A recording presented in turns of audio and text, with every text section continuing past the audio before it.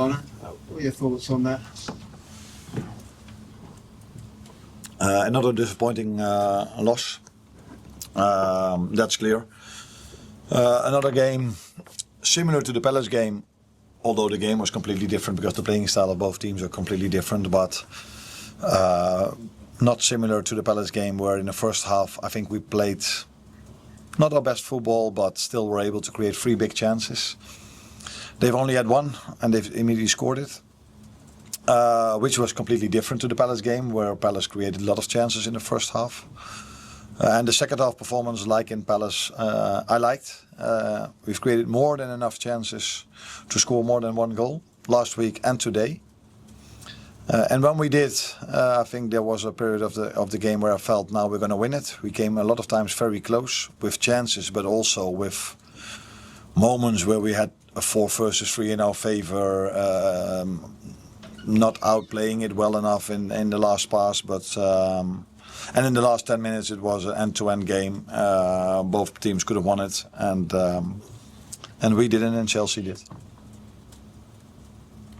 Any complaints on the penalties? You and your the penalty appeals. I think there was the Szoboszlai one. There was one in the first half and in the second half. Your bench and you were protesting to the referee.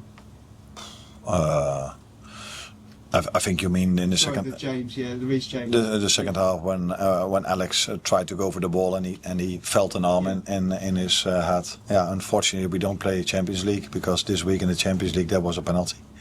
But we play Premier League and there are different standards, so we can't complain about that. It's I haven't seen it back, by the way, but if the ref and the VR says it's allowed, then it's allowed. So, you always feel a bit.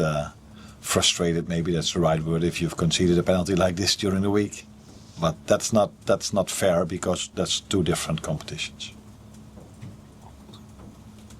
Hi, Arne. Is it fair to say you're still searching for balance? It seems to be like you're creating chances, but there's maybe gaps in midfield, and Chelsea could play through you at times. Is there still maybe gaps that are emerging because the players don't have connections or new ones? Yeah, but I think if you play the style we play, so a high press, and the style Chelsea plays, a high press, it would be a complete surprise if both teams, with the quality that both teams have, that they never play through your press.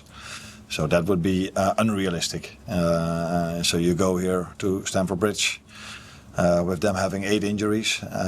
So you're like, this can be positive. Then probably they don't have the options from the bench, but they did still have a few good options from the bench to impact the game.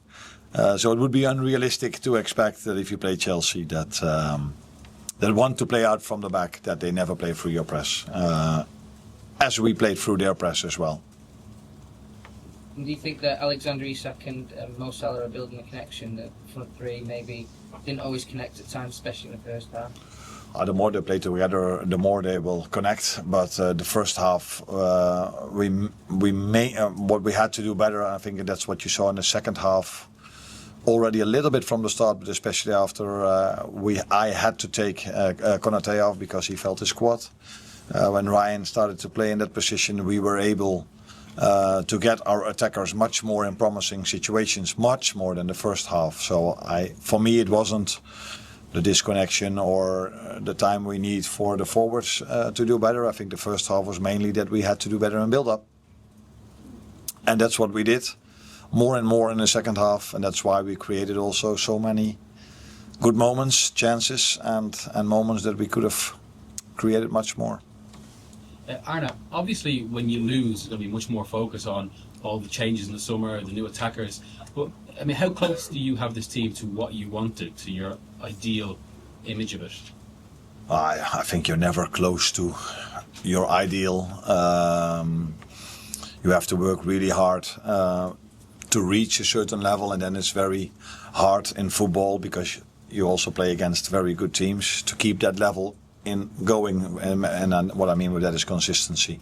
So, but it's clear that we had our changes in the summer. Players came in different moments. Last week there's hardly been any training time, and still we need to try to bring these players in. And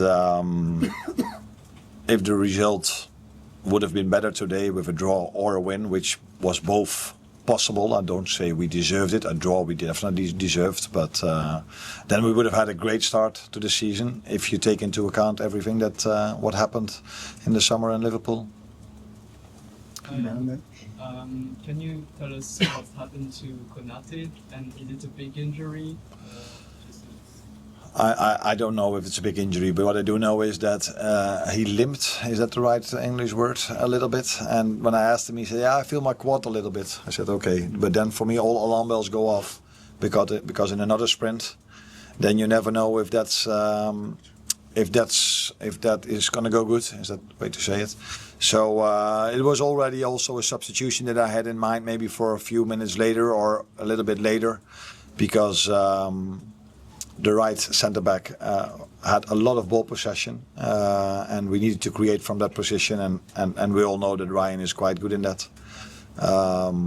So yeah, it might be okay that he went off early enough, but it was clear that I had to take him off because he was limping. One here, then last one here. Hi Arne. Talking about your defense, Konate and Van Dijk obviously have been playing very much in these games against him. Konate has been injured now. How do you think you can rotate more centre backs? How you can do this? That's not so easy to put someone else in. That's the way to rotate. But yeah, if I rotate against Galatasaray, people complain that I rotate. So yeah, it is a risk of playing.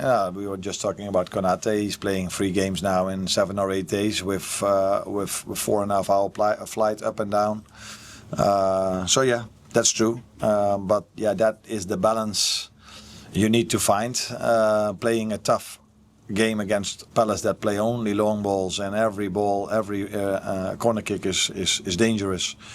So you need long and strong defenders, and I think if you play Chelsea away, you also need 2 centre backs. But when we were 0-0 down, I took the risk, if you want to call it like this, to play with a midfielder as a centre back. Last one here. Hi Arne. I know you mentioned in midweek about resting Mo Salah and the minutes he's had, but today you seem to snatch at a couple of chances. Do you think the team are kind of missing that clinical cutting edge from him in this sort of moment? Yeah, now that's then interesting. So, did he create today so much because he didn't play during the week, or did he miss the chances because he missed a bit of sharpness that he could have had if he would have played against Galatasaray? We will never know. What I like is that we brought him many times in the position he would like to be in, and I would like him to be in, because he's shown in his career and since I'm here that in those positions he can score goals. And I think today he had many opportunities to do what he's done so often, but yeah, he's a human being, and it's not like every chance he gets is always a goal. We feel sometimes it is because what he's done last season and so many times, but yeah, he can also have a game where he has where he has chances and a lot of times in promising positions and don't have a goal or an assist. Thank you, everyone.